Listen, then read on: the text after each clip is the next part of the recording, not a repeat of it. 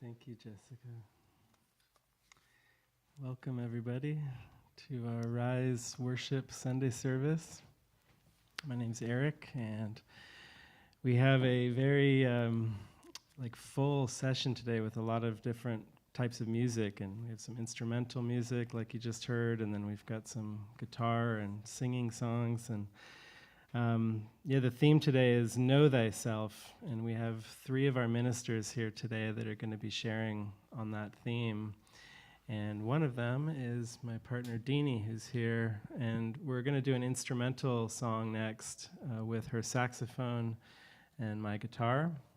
And so I think you're going to share a few words about it first, about what the song is about. Yeah, it's a song called Still, and it's originally by Hillsong, but we'll be doing an instrumental version. But I really love the second verse of the song, and the lyrics are, "Find rest, my soul, in Christ alone. Know His power in quietness and trust."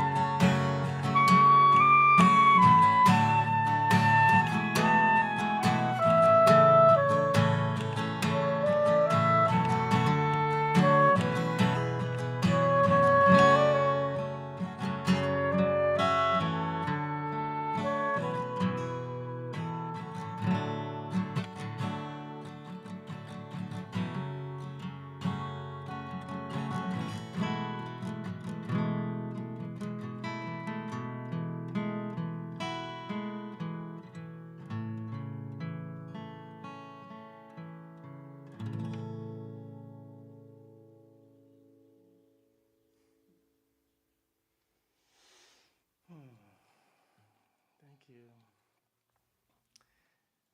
So, yeah, we're going to have a beautiful talk now from three of our ministers, Dini, who just was playing the sax, and Laverne and Ricki. And then we'll come back afterward, and Ricki's going to play a couple of beautiful songs that she's written at the end. So, hope you stay with us and enjoy.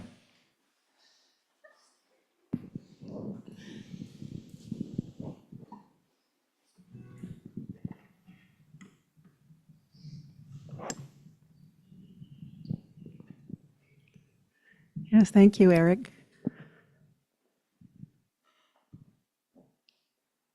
Yeah, good morning, everyone.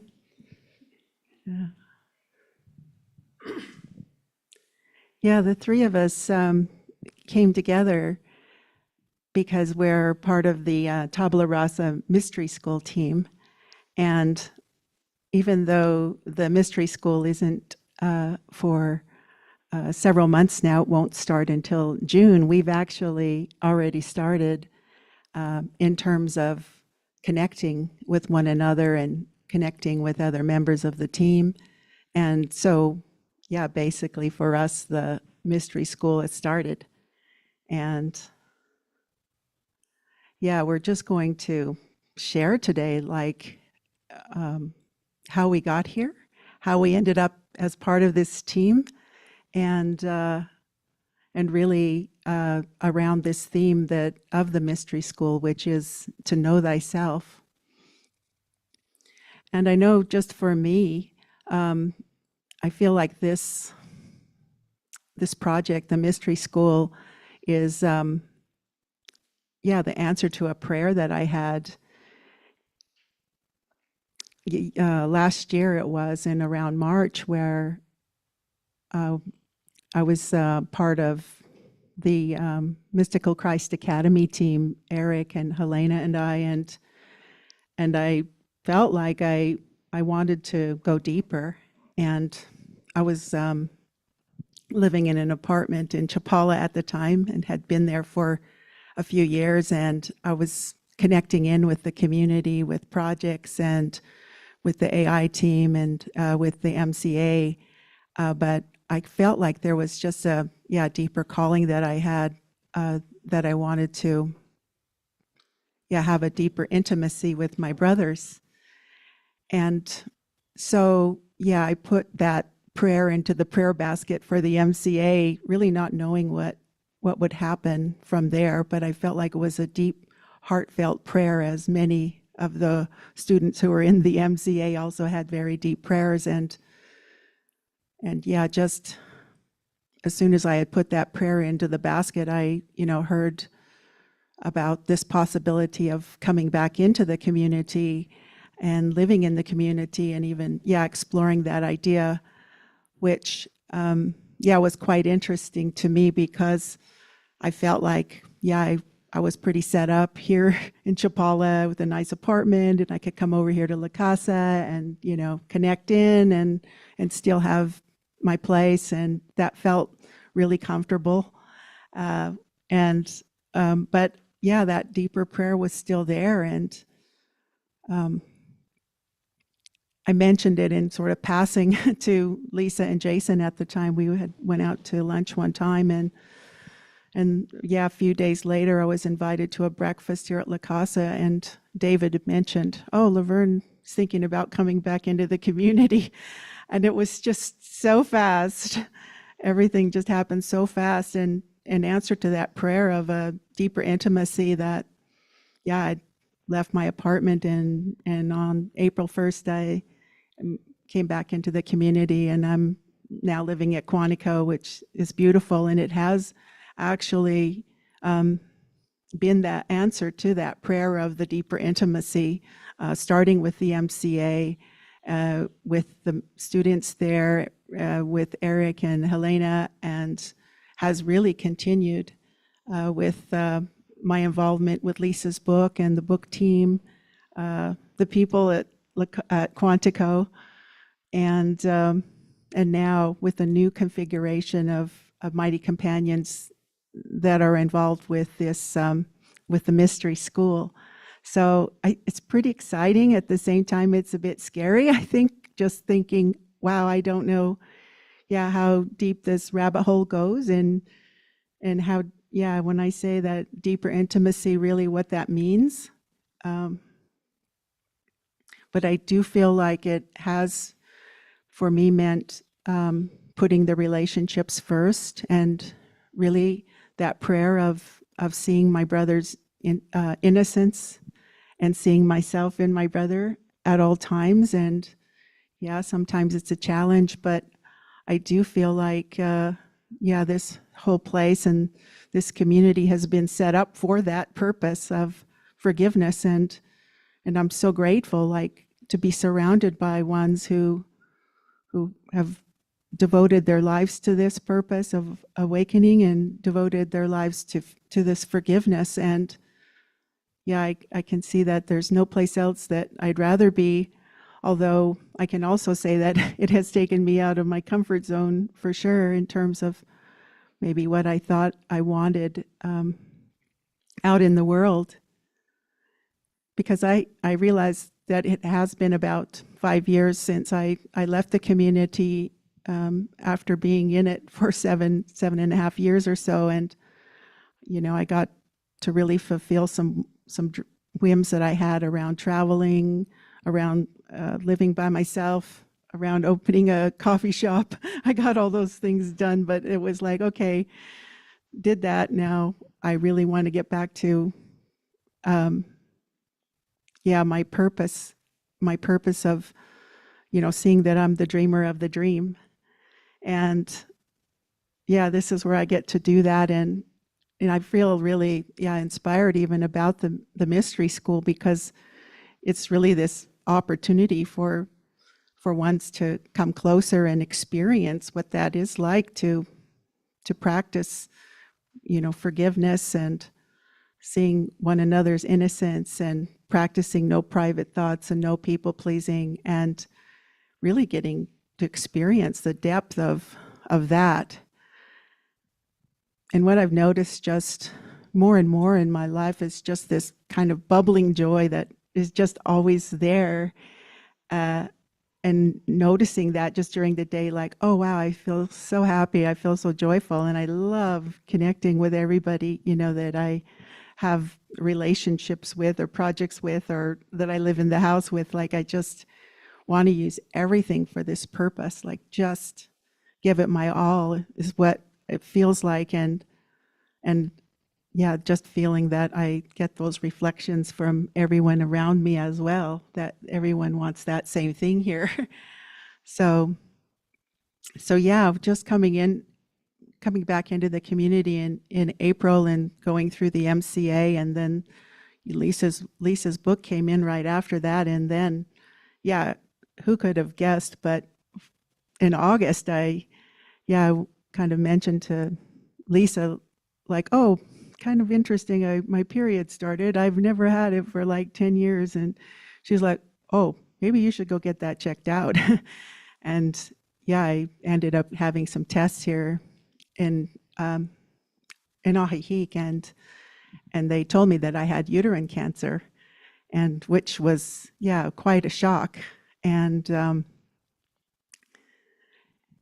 it was just like I could see like a opportunity, looking back now, like an opportunity to really take all of this learning and all of the mind training on all of the practice with the forgiveness, and apply it to something that really seemed to me at the time that I heard it, like, wow, what does that even mean? How long do I have to live? I just had all these questions, and it turned out like I wasn't even going to be able to find out the answer to that question until I had surgery, because I was told by the doctor that they didn't know if it had spread beyond my uterus. And so really the recommendation was to have all of my reproductive organs removed, and then they would check the lymph nodes to see if there was still cancer. So so yeah, for like 2 or 3 weeks before I went into the surgery, I was just like, whoa, I could see that, that I, really couldn't go into the future because it was just fearful thinking about having, whatever, how long I might live. And it was also kind of, yeah, yucky to go back into the past because I was just thinking, wow, I've had this, whatever, the thinking I was still having my period for the last 5 years and I've never got it checked out. So, wow, maybe this should have been dealt with before. So there was that thought. And then I had, just funny enough, had started smoking a few months before that. And I'm like, oh my God, it's probably because I started smoking and I got cancer, blah, blah. So it was just like seeing that there was nothing in the past that I could really go to and nothing in the future. And it really forced me into really staying present. And yeah, such a gratitude too that in the house, and I'd let everybody know at Quantico that what was going on with me. And I was like, yeah, please just,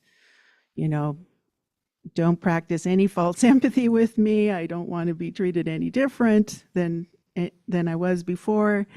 I just want you to hold the high note for me. And yeah, and just in that place of really staying fully present with the whole diagnosis. And I heard even the doctor that I was to get a hold of and who spoke English, thank God, in Guadalajara, and just, felt an immediate connection with him and was able to, connect with him right away on WhatsApp. And he set up the surgery very quickly, looked at my, all the lab reports and set it up very quickly. And then I felt like I was really blessed to have a few mighty companions go with me to Guadalajara and to stay at an Airbnb a few blocks away from the hospital for the few days that I was in there. And it was just, wow, what a blessing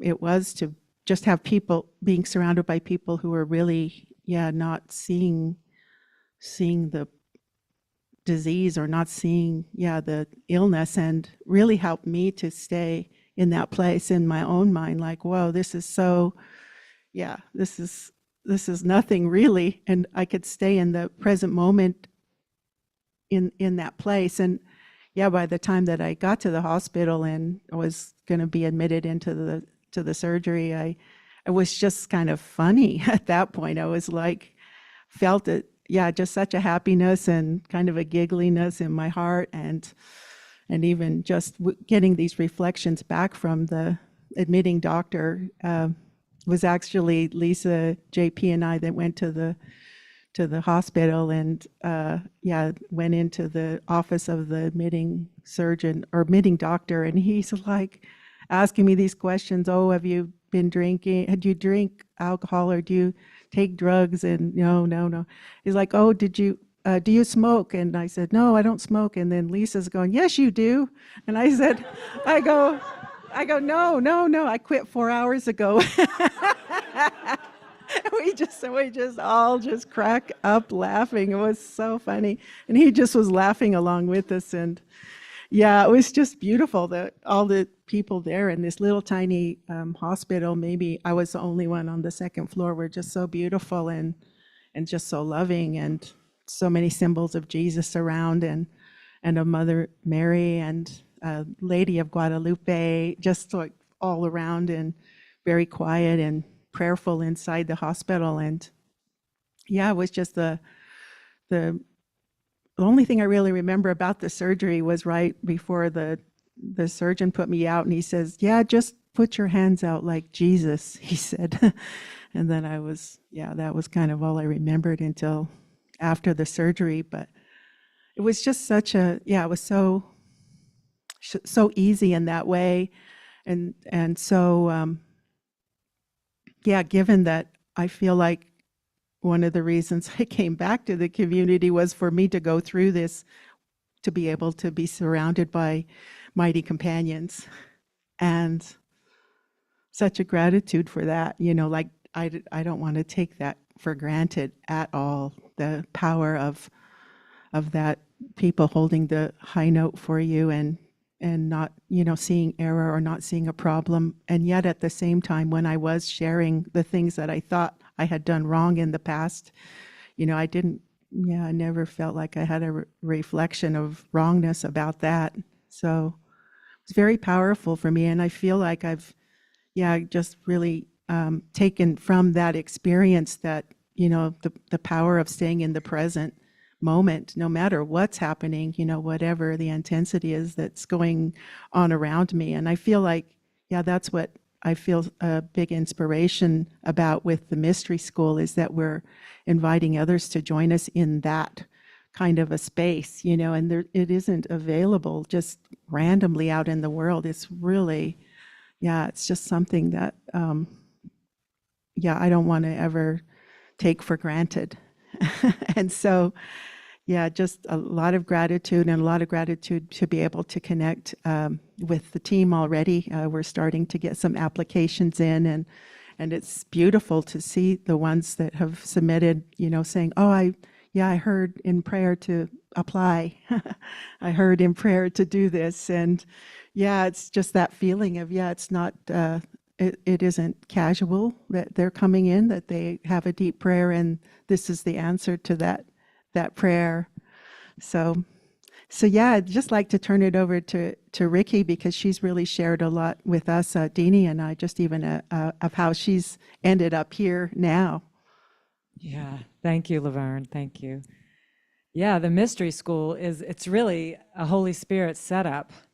It's how we live our lives in community, and it's like set up by the Spirit for our joy, so that we can release the blocks to love's awareness. And I myself spent 7 years in community, and I was gone for 7 years, and I just got back. And this quote from Rumi comes to mind, and I'm going to butcher it, but I'm going to chop it perfectly the way I want it. And it says, "Come, come, even if you've broken your vows 1,000 times, come, yet come again." And I really,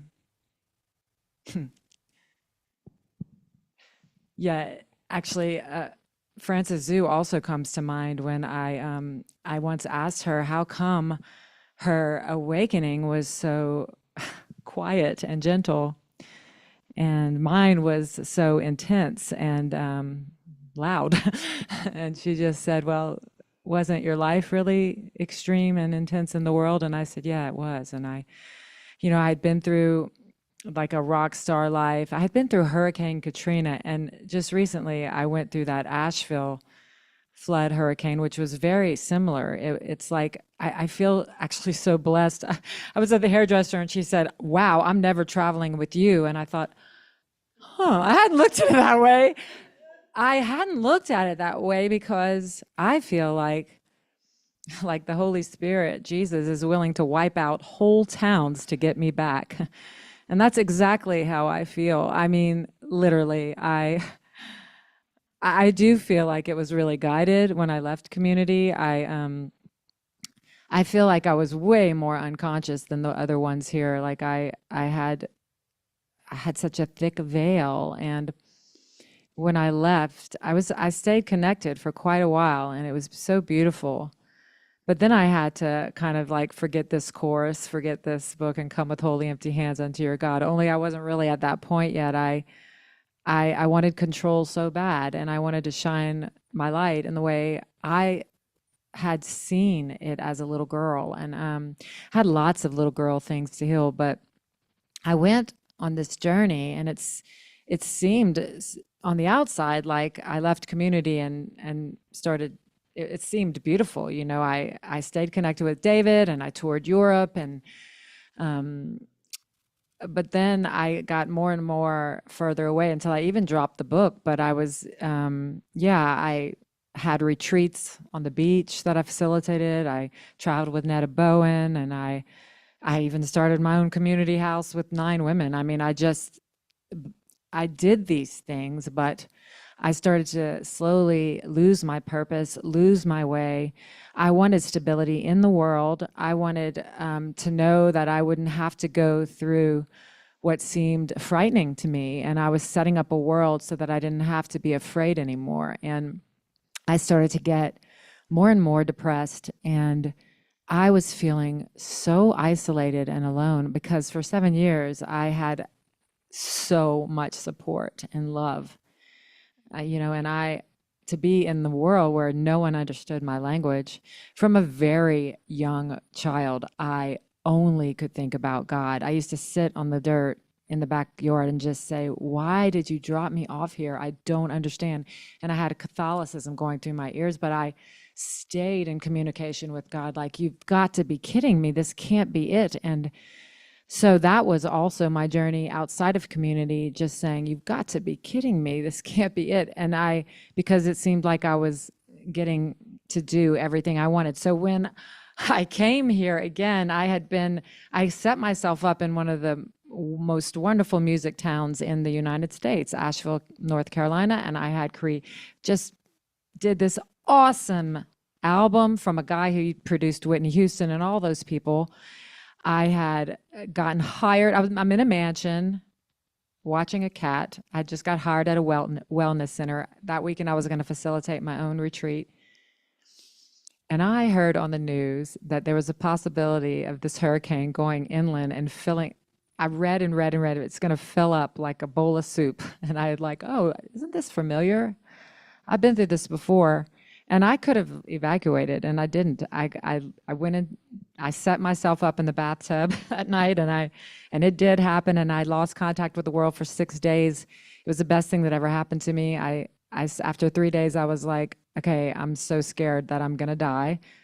So I'm just gonna go in my bed and meditate. On the 9th hour, I saw myself here at La Casa serving, and I just said, yeah, I saw that I lost my purpose. I saw that I was so I contacted David, and in no time I was here. And in 3 weeks I've been here, I was able to, like, everything I couldn't process before that was unconscious came back to me to see from my childhood. It was so beautiful. Jesus is so right in the Course, or I don't even know where I know this, but you don't have to go back to forgive the ones that hurt you. You can do it right where you are with the ones in front of you. And in fact, they are given to you for that reason. Tabula Rasa is the mystery school, and I think it's such a blessing that I was given the opportunity to be a part of this group, because literally in Asheville, Jesus cleaned my slate, which is what Tabula Rasa means. Everything I had set up, Jesus wiped out, and I had a clean slate. And I got to come back because I was feeling so deprived in my heart from not being able to be with the ones who had made a decision.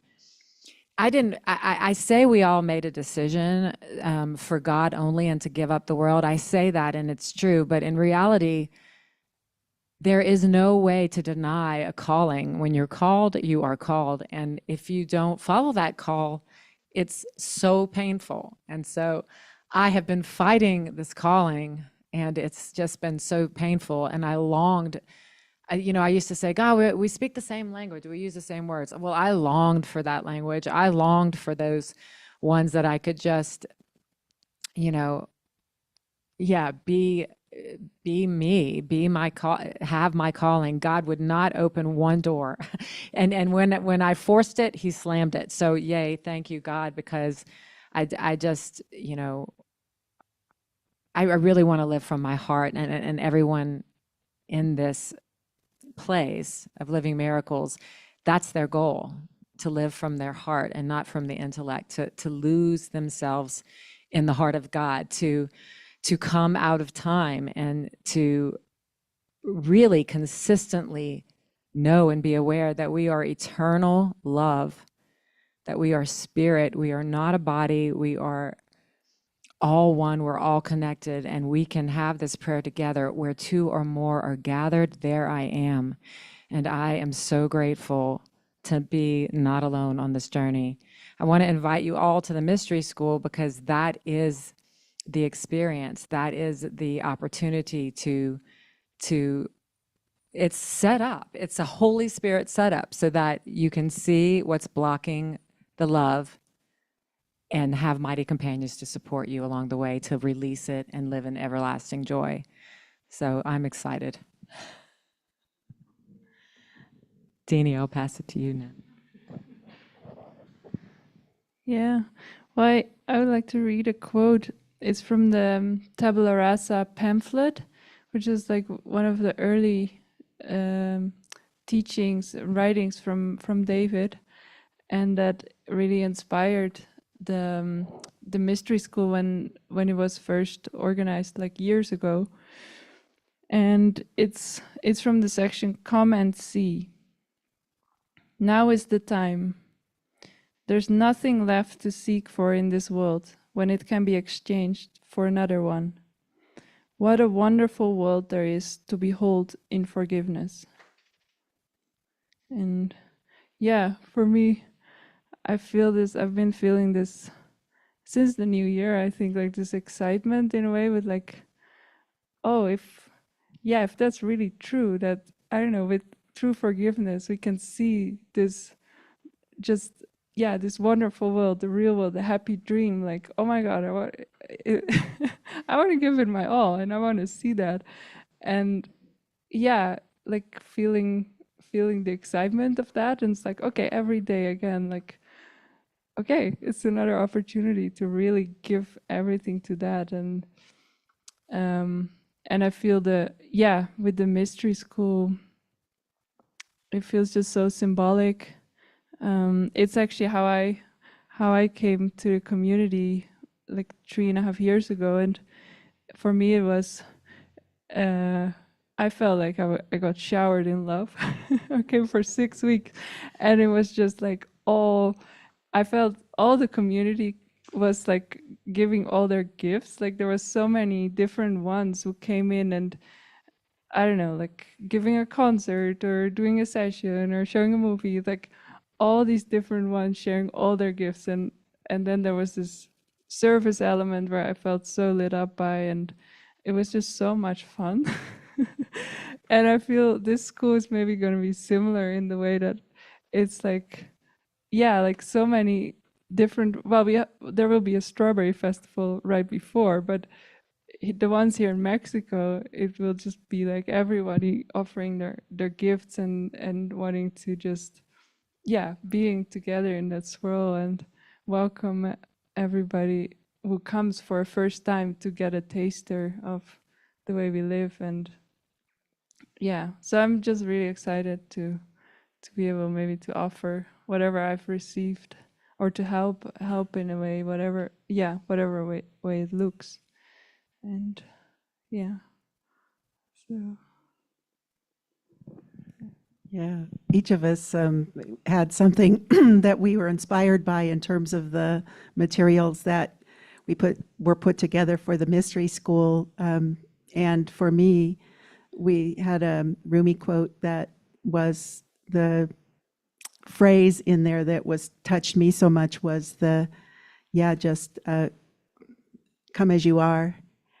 And that's the feeling of it. Like, no matter what you feel you've done, or how far back you feel you've done, or that you've only started the Course in Miracles, or, you've been doing it for a while, but don't feel, that maybe you're making any progress, that it doesn't, none of that matters. That is just it, that we really can see that if you're called, you're called, and it's just up to you to answer that call. And so it's really voluntary. But I know just for me, when I did have that prayer and I heard so clearly even a date to actually take the next step, it was still up to me to make a decision to take that step. And I'm glad I did, but it is, there's a bit of scariness to it. And that is part of what, we want to do as the mystery school team is, everyone that puts their application in, we're taking such care and attention and love with each application, and then having an interview with them, and joining with them in the months before the mystery school. So it's like, the ones that put their application in and they're accepted, that starts the mystery school.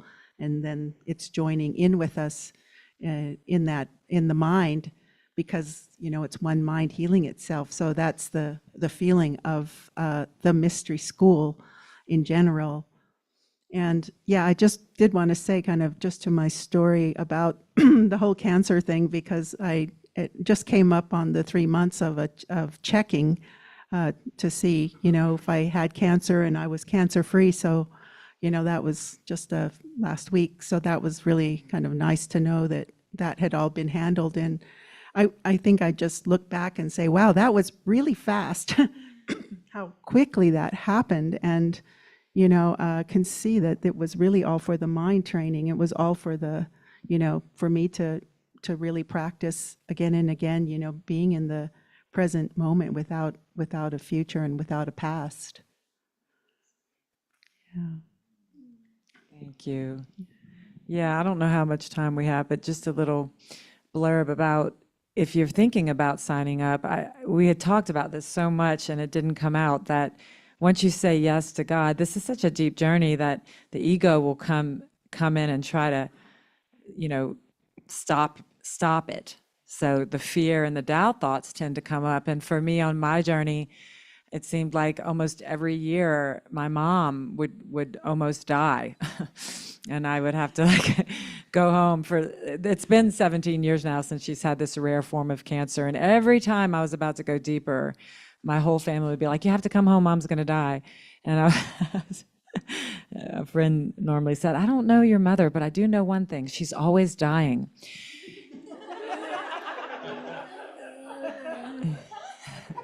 But the thing is, my mom's is all about Jesus. I mean, if you find her, you'll find her in bed with her Bible on her chest. And that's why she is near death all the time. And she just can't buy it. She doesn't buy that.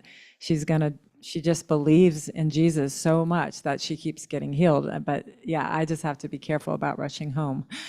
So this too shall pass. I mean, once you say yes, all kinds of things come up that would seem to deter and block you from accomplishing your goal. The peace of God is my one goal. So everything that's not that is going to come up. So we are available for calls along the way just to say, yeah, that's totally normal. So. Great. Yeah, that's beautiful.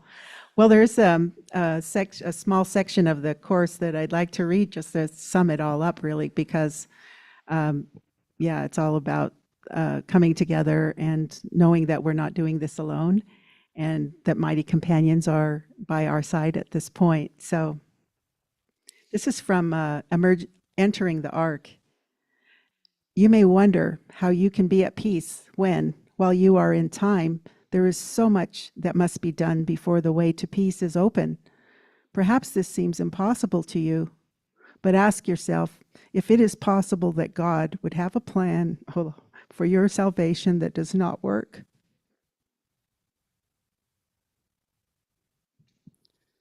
Once you accept his plan as the one function that you would fulfill, there will be nothing else the Holy Spirit will not arrange for you without your effort. He will go before you, making straight your path and leaving in your way no stones to trip on and no obstacles to bar your way. Nothing you need will be denied you, not one seeming difficulty, but will melt away before you reach it. You need take thought for nothing, careless of everything except the only purpose that you would fulfill. As that was given you, so will its fulfillment be. God's guarantee will hold against all obstacles, for it rests on certainty and not contingency. It rests on you. And what can be more certain than a son of God?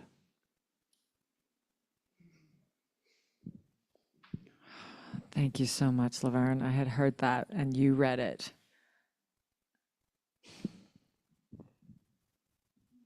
It's like one mind. Okay, well, thanks, everyone. Thank you. Yeah, I'll turn it back to you, Eric. Beautiful. Thanks to all of you. And yeah, we're going to have 2 more songs now. Ricky's going to come on up. And yeah, I think these fit perfectly with the theme of Know Thyself. And kind of, I kept hearing be still and know I am God. And yeah, I think Ricky's going to share a little bit more about her songs and what they mean. The first one is one that she wrote before community. That for me, I've always loved it. I've played it with her many times because it is about just waiting on the Lord, like be still and just wait and trust that guidance will be given. And Thank you so much.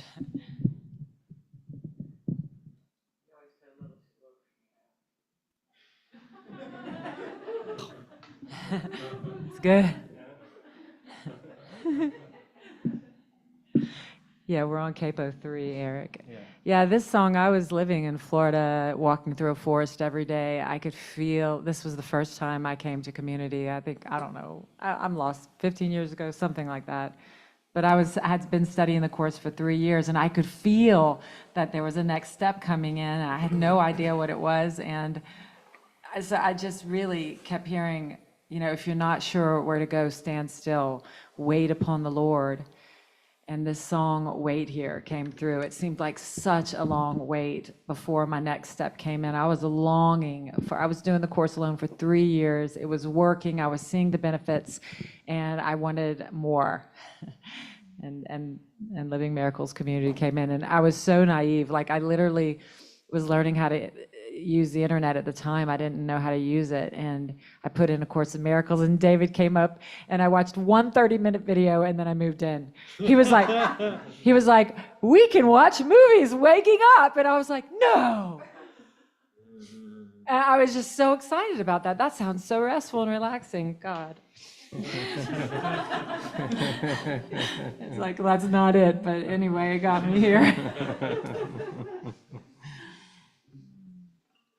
All right, on 3? yeah.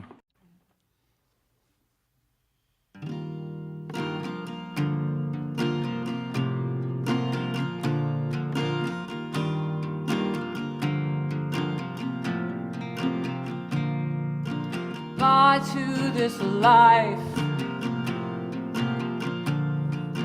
struggling and fighting, just getting by, screaming. Where is the love I'm made of? Where is the love I'm made of?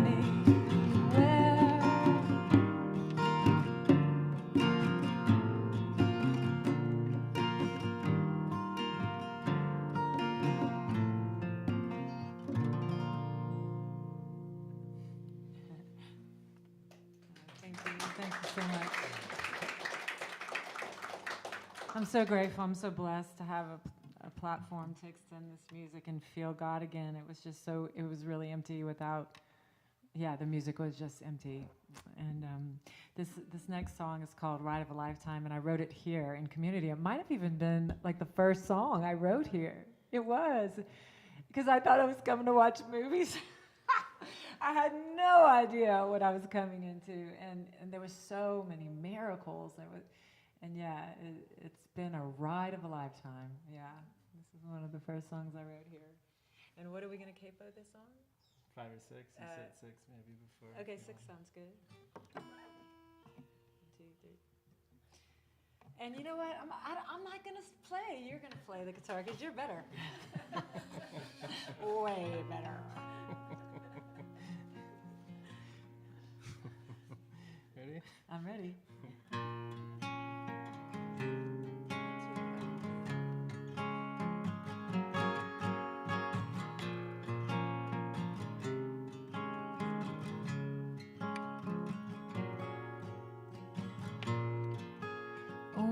My world is slipping away. There's no place left to go, no more parts to play. And I get impatient sometimes as I empty out my mind and wait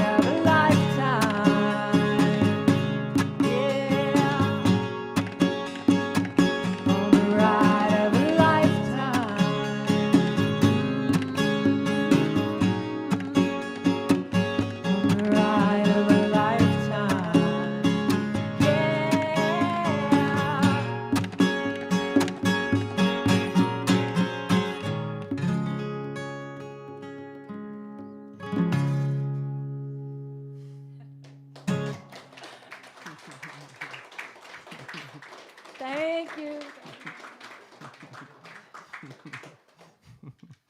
Thank you. Thank you, everybody, for joining us today. That's so beautiful.